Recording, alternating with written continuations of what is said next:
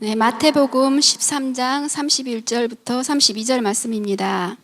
또 비유를 들어 이르시되 천국은 마치 사람이 자기 밭에 갖다 심은 겨자씨 하나를 같으니 이는 모든 씨보다 작은 것이로되 자란 후에는 풀보다 커서 나무가 되매 공중의 새들이 와서 그 가지에 깃들이느니라. 오늘은 여선교회 헌신 예배로 오늘 드려지게 됩니다. 우리가 주일에 드리고 있는 우리 통상적인 예배와 오늘 드려지는 헌신 예배의 차이점은 무엇이 있을까요? 우리 명화 이사님이 나와서 우리 교회 소식을 전하는 우리 명화 회장님이 전해주시는 교회 소식을 전하고 우리 성도님들이 앞에 나와서 이렇게 말씀 묵독하고 이런 차이점만이 있을까요? 단순히 1년에 한 번씩 드려야 하는 선교회의 행사로서의 하나로가 아닌 우리가 정말 그런 예배로 헌신 예배를 드리는 것이 아닌 줄 믿습니다. 그러면 예배 앞에 여러분 헌신이라는 말이 붙고 있죠. 헌신. 그렇다면 저는 오늘 우리 여선교회의 모든 회원분들에게 먼저 묻고 싶습니다. 여러분들은 오늘 무엇을 헌신하시기 위해서 하나님께 예배를 올려드리고 계십니까? 그리고 다시 여러분들에게 직접 답해드리고 싶습니다. 주보에도 오시면 오늘 말씀 밑에 그 하반에 헌신 예배의 중요성에 대해서 제가 간략하게 정리를 해놨는데요. 여러분들은 마음을 먼저 하나님께 헌신하시기 바랍니다. 그 헌신 예배는 여러분 내 삶을 온전히 하나님께 올려드리겠다 하는 그 의지가 담겨져 있어야 하는 예배입니다. 또한 우리 여선교회가 하나님만을 더욱 섬길 것을 결단하는 그러한 시간이기도 합니다. 그리고 마지막 이 헌신 예배를 통해서 여선교회라는 신앙의 공동체가 더욱더 하나가 되고 여선교회만의 공동체의 연합과 사명을 다시 한번 확인하는 오늘 이 시간이 되시기를 주님의 이름으로 간절히 축원합니다. 한국교회의 부흥의 원인은 여선교회에 있다라고 해도 과언이 아닐 정도로 여성들의 헌신과 섬김이 거의 독보적이라고 볼 수 있습니다. 우리 함께하는 교회 여선교회 또한 하나님 앞에 헌신하고 성도들을 그 누구보다도 섬기며 정말 든든한 신앙의 공동체로 바로 서고 있다라고 믿고 앞으로도 그렇게 성장하게 될 것을 믿습니다. 오늘은 여성교회 헌신 예배로서 우리는 특별히 한국 감리교회의 역사를 좀 되짚어 보고자 합니다. 1885년 하나님께서 감리교회의 이 씨앗을 조선의 이 조선 땅에 심으셨습니다. 한번 사진을 볼까요? 당시는 이제 고종 때입니다. 고종 때에 정확히 말하면 1885년 4월 5일 감리교 선교사 아펜젤러와 장로교 선교사 언더우드가 같이 한 배를 타고 일본으로 들어왔다가 일본에서 부산항으로 들어오고 부산항에서 인천 제물포항에 4월 5일 날 도착을 하게 됩니다. 그날이 또 마침 부활절이에요. 그리고 그 해 85년 8월 3일 약 4개월 정도가 지난죠. 아펜젤러가 서울 근대식 학교에 서울에 이제 근대식 학교를 세우게 됩니다. 이 학교가 어떠냐? 처음 조선에 세워진 학교다라고 이렇게 이야기를 할 수 있는데요. 그 학교의 이름이 어떤 이름이냐? 그 학교가 어떤 학교이냐? 한번 사진을 보시면 이렇게 지금 공사를 하고 있어요. 이것의 이름이 배제학당입니다. 조선에 처음 세워진 학교의 이름이 배제학당이에요. 배제학당. 굉장히 규모도 컸습니다. 그리고 근대식으로 잘 지어놨고, 그래서 여기서 외국 사람들이 왔다 갔다 하면서 이 앞에 운동장을 야구 경기장으로 사용해서 연습도 하고 가고 그랬다고 합니다. 실제로. 아펜젤러의 선교 방법은 교육 선교였습니다. 그래서 학교를 처음 세우게 된 것이고, 배제학당이란 이 말도요. 배제학당이란 말도 고종이 직접 지어준 이름이에요. 이름. 그래서 8월 3일 이겸나 고영필 한국 감리교회사를 배우면 꼭 들려지는 이름들 중에 한 명이기도 합니다. 그 두 학생을 시작으로 한국 근대학교의 이 역사가 시작이 됩니다. 첫 시작이 되죠. 그리하여서 배제학당은 지금 이제 배제중학교, 배제고등학교, 배제대학교의 모체가 됩니다. 그곳에서 뿌리내어진 신학, 이 배제학당으로 먼저 교육 선교를 시작했으니까요. 거기서 시작된 이 신학의 뿌리가 한국 개신교 최초의 교회로 정동교회가 세워지게 됩니다. 그리고 또 한 사람을 이제 소개하고자 하는데요. 메리 스크랜튼 선교사입니다. 메리 스크랜튼 선교사. 자, 혹시 여러분 스크랜튼 선교사를 아시거나 혹시 이름을 들어보신 분 계십니까? 잘 모르죠? 언더우드 다 압니다. 아펜젤로, 감리교에 관심 있으시면 다 알아요. 근데 스크랜튼은 좀 생소합니다. 생소해요. 그래서 제가 설명을 마칠 때쯤은 이 스크랜튼 대부인이 어떤 선교를 했는지 여러분 다 아시게 됩니다. 메리 스크랜튼 여인은요, 조선 최초의 여성 선교사입니다. 여성 선교사. 85년에 아펜젤로와 같은 해에 조선 땅에 들어옵니다. 아펜젤로보다 조금 뒤에 들어오긴 하지만 사진을 보셨을 때 굉장히 뭔가 좀 세련되죠. 조선 그 당시는요, 막 갓 쓰고 다녔습니다. 갓 쓰고 다니고 막 이렇게 배옷 같이 입고 다니고. 그런데 뭔가 이게 정장에 막 양복에 입초 막 멋지게, 오늘 우리 여성교 회원분들 브로치한 것처럼 아주 멋지게 해가지고 딱 있으시죠. 근데 여러분 놀랍게도 그 당시 이 스크랜튼 선교사의 나이가요 53세입니다. 53세. 그는 자신의 아들 윌리엄, 아들이 있었어요. 아들 누구냐면 윌리엄 스크랜튼과 함께, 그 아들의 이름도 스크랜튼이에요. 그와 함께 조선에 들어오게 되는데요. 이 윌리엄 스크랜튼은 의사였습니다. 그래서 아펜젤러는 교육 선교, 이 스크랜튼은 의료 선교를 함께 해요.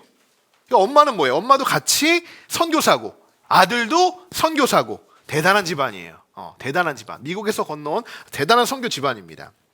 그거보다 또 무엇보다 놀라운 것은요, 53세에 이 조선 땅에 넘어와서 선교를 하겠다고 그 선교의 열정이 굉장하다는 거예요.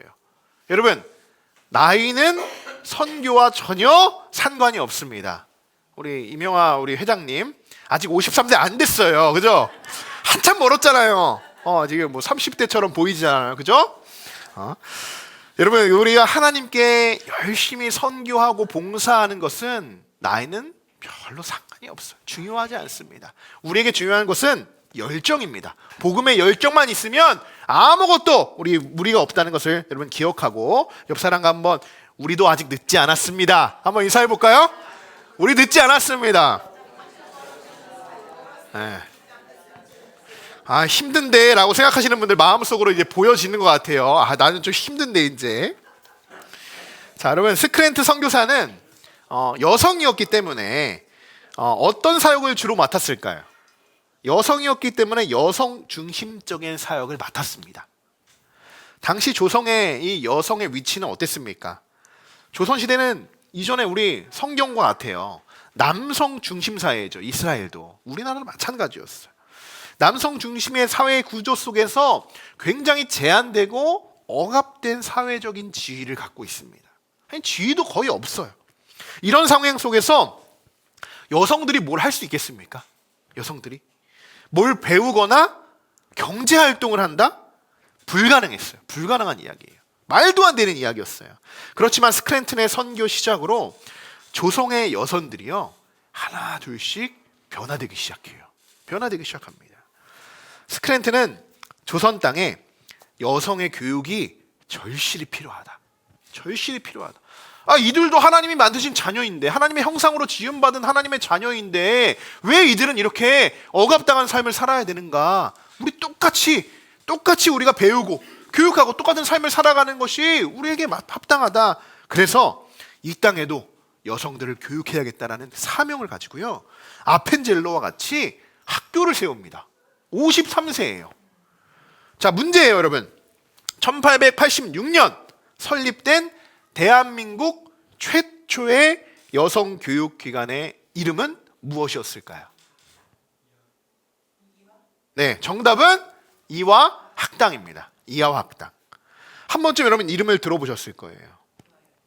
이화학당이 나중에는 이화여자고등학교로, 그리고 이화여자외국어고등학교, 그리고 이화여자대학교로 뻗어나가게 됩니다.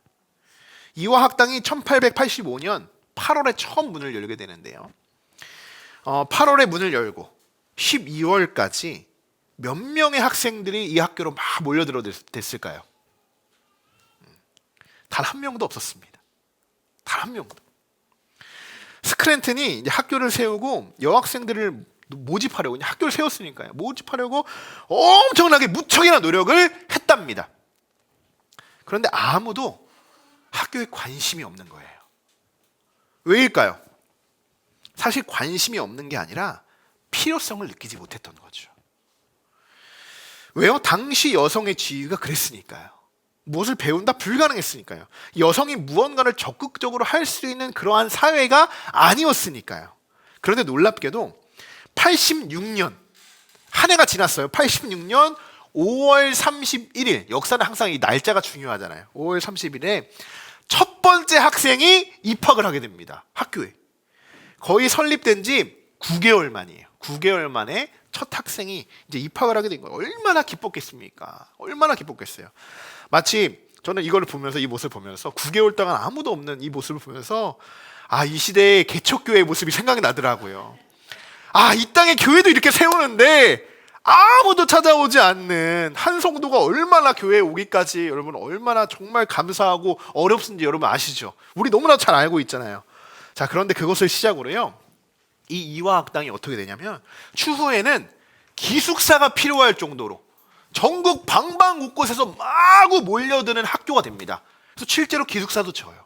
그래서 정말 수많은 학생들이, 수백 명의 학생들이 이화학당에서 배움을 받게 됩니다. 정말 이 조선에 완전히 판도가 바뀌게 되는 거죠. 스크랜턴 한 명으로 인해서요. 스크랜턴은 한글을 가르치기 시작합니다. 놀랍죠? 외국 사람이 한국에 와서 한글을 가르치는 거예요. 그리고 한문을 가르칩니다. 그러니까 굉장히 똑똑했던 스크랜턴이라는 거 볼 수 있는 거예요. 그러니까 뭐 교육 사업을 시작했겠죠. 그리고 성경은 물론이고요.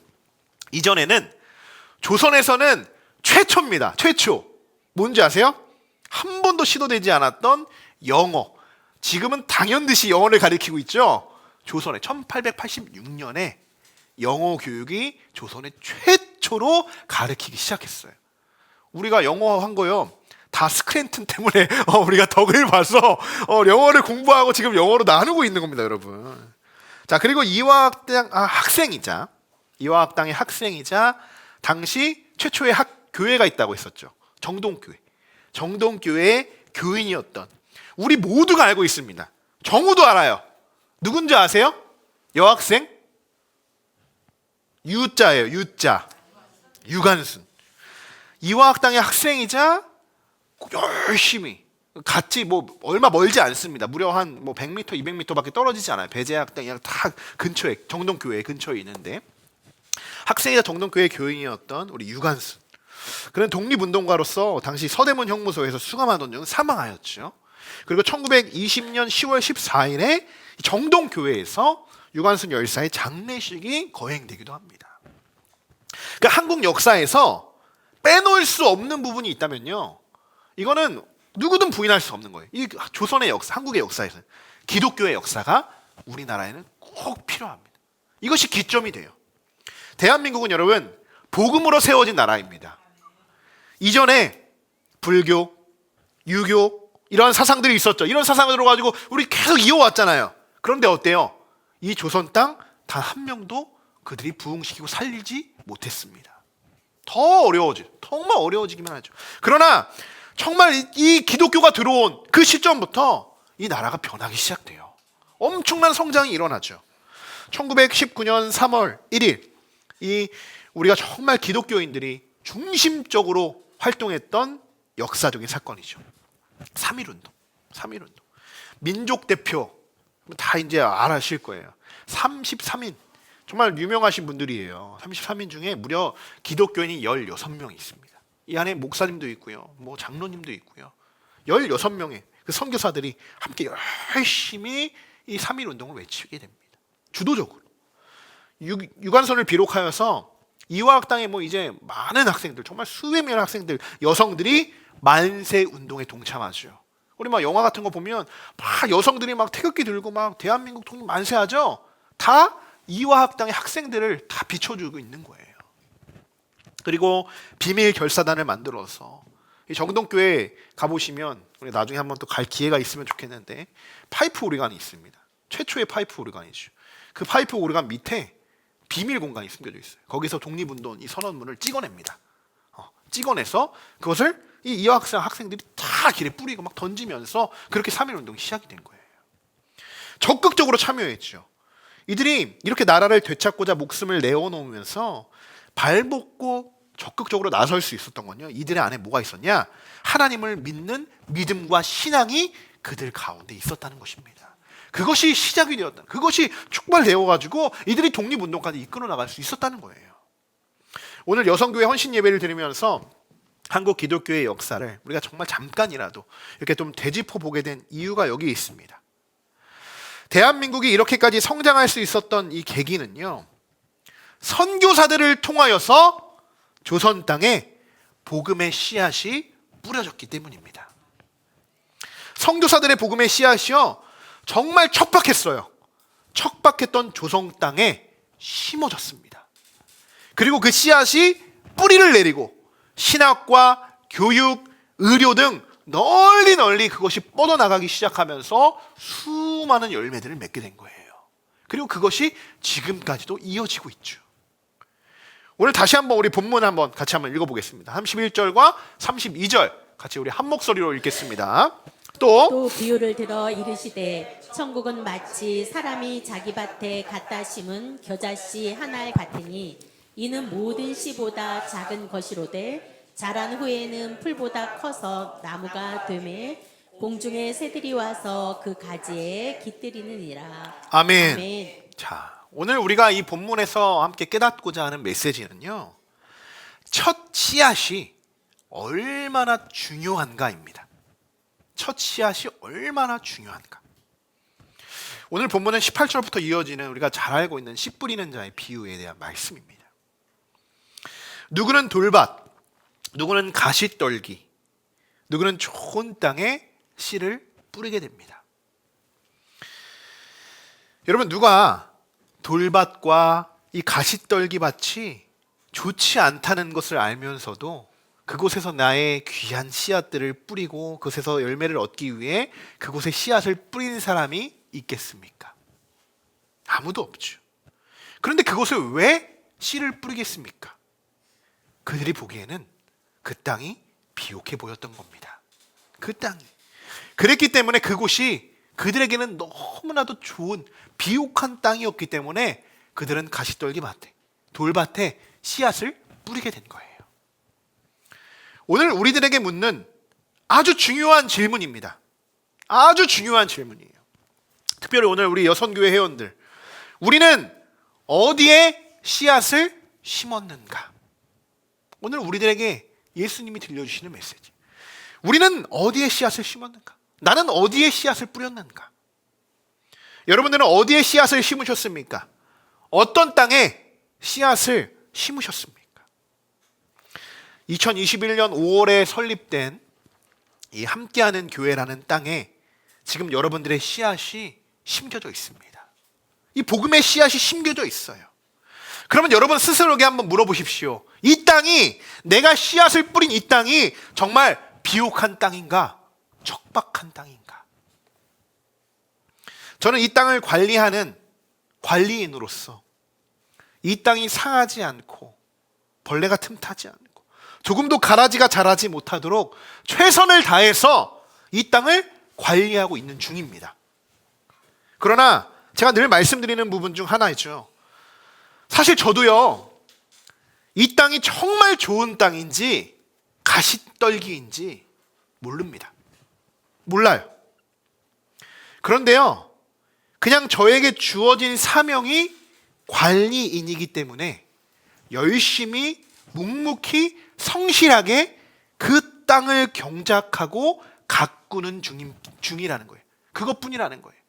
하나님이 나에게 주신 땅이기 때문에 그 땅을 그냥 잘 가꾸어 나가고 있는 것뿐이에요. 그러면 도대체 좋은 땅은 어떤 땅이냐? 좋은 땅은 어떤 땅이냐? 함께하는 교회가 목사님 좋은 땅 아닙니까? 우리 여기다 다 씨를 뿌렸는데요. 우리는 그 어느 땅보다 좋은 땅이라고 믿고 여기에 씨를 뿌렸는데요, 목사님. 목사님이 이렇게 좋은 땅인지 안 좋은 땅인지 목사님 모르겠다고 하시면 우리는 어떻게 합니까? 라고 말씀하실 수 있어요. 제가 늘 말씀드립니다. 아브라함과 우리는 롯을 생각해 봐야 돼요. 롯이 바라본 땅은요, 물이 넉넉하고 동산과 같은 정말 아름답고 비옥한 땅이었어요. 풍족한 땅이었어요. 그런데 나중에 그 땅이 어떤 땅이 됩니까? 소돔과 고모라의 땅이 돼요. 아브라함이 선택한 땅은 여러분 어떤 땅이었습니까? 가나안이었죠. 우리가 아는 가나안 어때요? 젖과 꿀이 흐르는 가나안 땅. 이후에는 그렇죠. 이후에는. 그런데 아브라함과 롯이 서로에게 선택할 수 있는 이 땅을 선택할 수 있는 그 시기에는요, 가나안은 그저 평야였습니다. 사막도 있었어요. 뭐 풍족하고 물이 막 넉넉하고 이러한 땅이 가나안이 아니었어요. 만약에 그렇게 그 땅이 더 좋아 보였다면 롯이 소돔과 고모라의 땅을 선택하지 않았고 가나안을 선택했겠죠. 그저 넓은 땅. 그러나 시간이 지나면서 그 땅이 어떻게 돼요? 젖과 꿀이 흐르는 하나님이 약속하신 축복의 땅이 됩니다.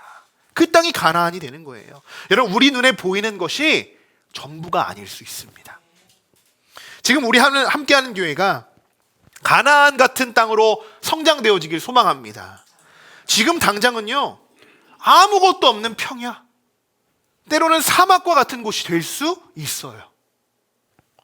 그러나 우리가 그 평야에 씨앗을 뿌리고 물을 주고 거름을 주면서 하나님의 말씀으로 모든 영양분들이 그 안으로 막 채워질 때 그 땅은 시간이 지나면 지날수록 비옥한 땅이 될 것이고 풍족한 땅이 될 것이고 아름다운 열매 맺는 땅으로 우리 함께하는 교회에 정말 주님이 주신 아름다운 동산으로 우리가 성장되어질 줄 믿습니다.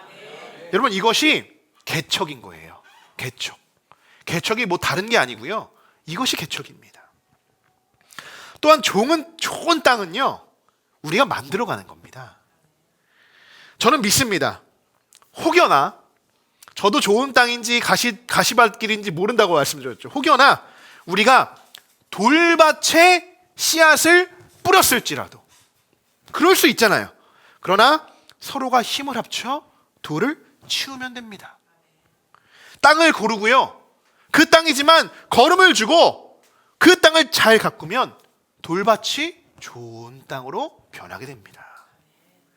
가시떨기, 우리가 그곳에 씨앗을 뿌렸다고 해도요, 우리가 또 힘을 합쳐서요, 가시들을요 다 쳐내면 돼요. 뾰족한 거 다 날카로운 거 쳐내고요, 가지까지 쳐내고요, 아무런 위험이 가하지 않는 땅으로 우리가 만들어 간다면 그 땅 또한 좋은 땅이 될 수 있는 겁니다. 물론 힘들어요. 무거운 돌들을 나르고 단단한 그 땅들을 막 우리가 쳐내면서 그 걸음이 있고 심을 수 있는 땅으로 만들어 간다는 거 쉽지 않습니다. 그리고 척박한 땅을 비옥한 땅으로 만들어 간다는 건 결코 쉬운 일이 아닙니다. 가시나무를 막 치우면서요, 가시떨기를 치우면서요, 누군가는요 그 가시에 찔리기도 할 거예요. 상처가 나고요, 피가 나기도 할 거예요.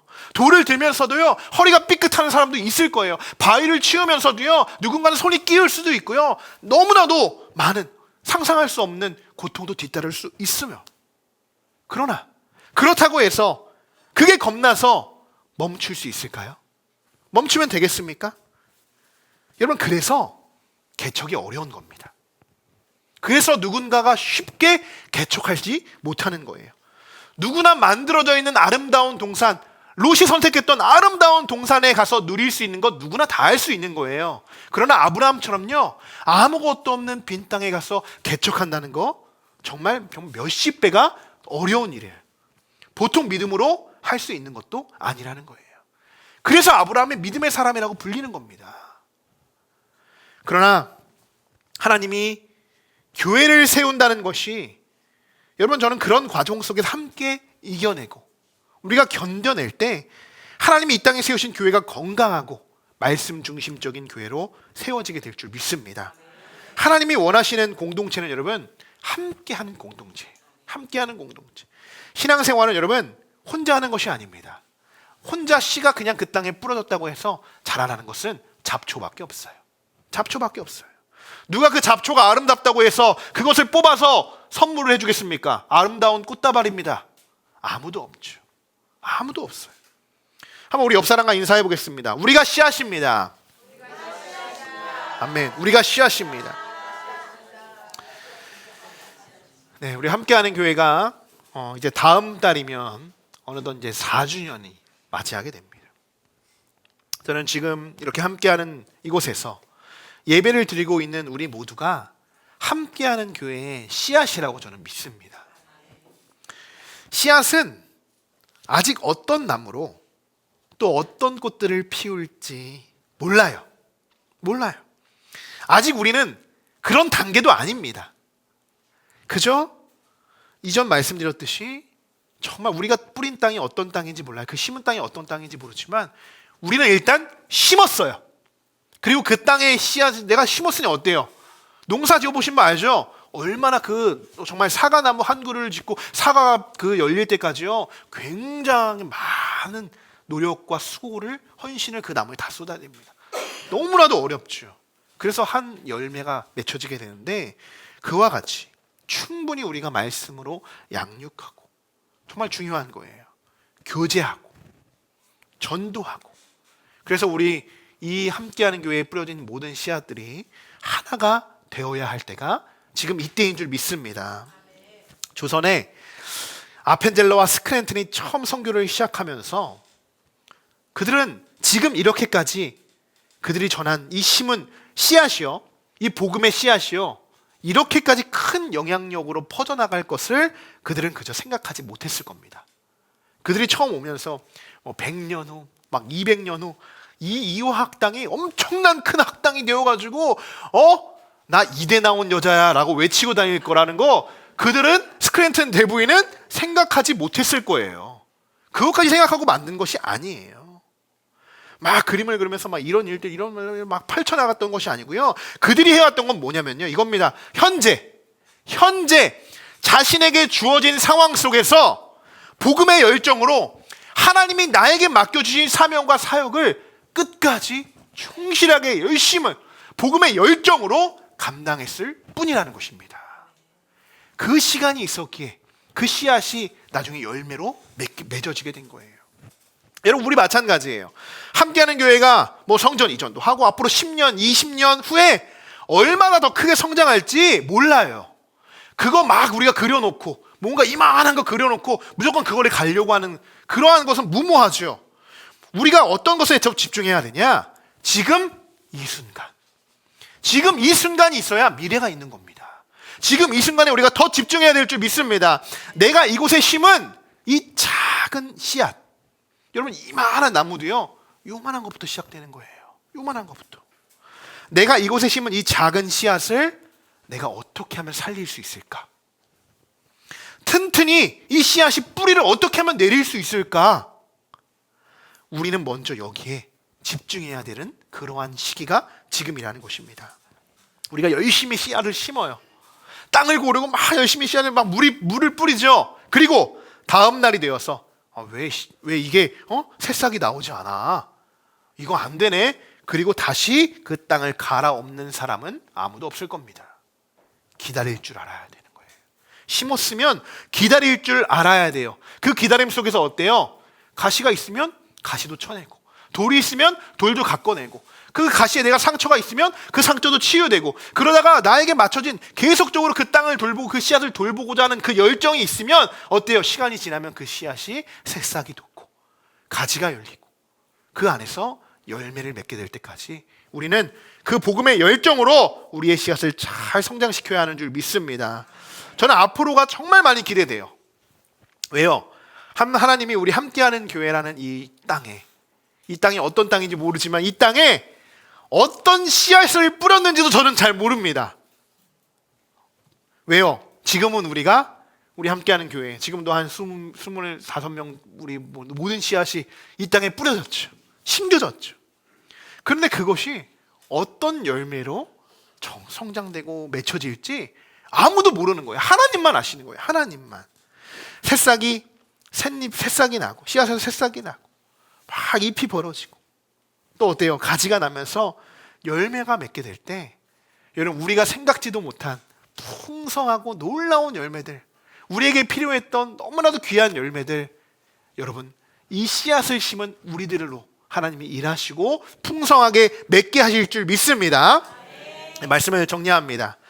헌신 예배가 단순한 행사가 아니라 하나님께 내 마음과 삶을 드리는 결단의 시간이 되었으면 좋겠습니다.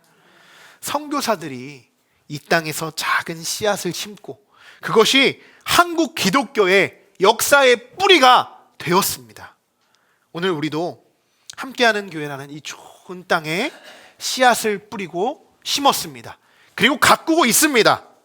비록 지금은 우리가 옆에 있는 아름다운 그 동산들처럼 막 풍족한 동산들처럼 막 새들도 막 뛰어다니고 막 날아오고 뭐 동물들도 와서 막 그늘에 쉬고 이런 동산이 있을지라도 지금 우리가 볼 때 우리의 땅이 작고 때로 세상의 시선으로 볼 때는 보잘것같이 없어 보잘것없는 그런 씨앗들처럼 그런 땅처럼 보일지라도 하나님께서 이 땅을 사랑하시고 하나님께서 이 땅을 정말 말씀으로 돌보고 자라게 하신다면 반드시 아름답고 더욱더 풍성한 열매를 맺게 되는 우리 여성교 회원들 그리고 우리 남성교 회원들 우리 모든 함께하는 성도들이 되시기를 주님의 이름으로 간절히 축원합니다.